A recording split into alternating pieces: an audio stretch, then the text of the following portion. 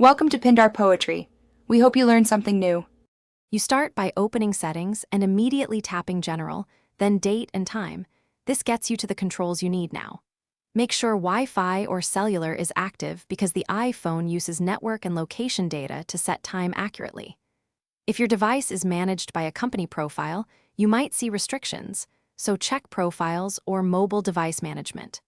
Once done, you'll be ready to switch off automatic settings or adjust the time manually, depending on your goal.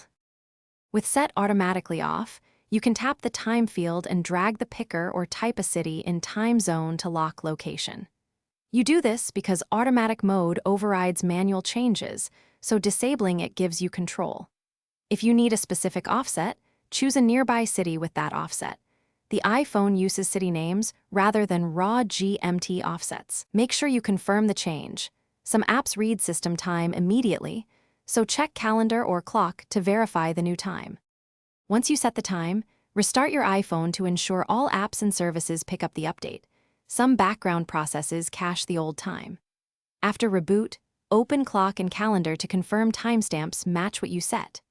If the time unexpectedly reverts, it's likely a network, location, or profile enforcement issue, so make sure location services is on, or reset network settings under General Right Arrow Transfer, or reset to clear cached network time. That usually fixes sync conflicts.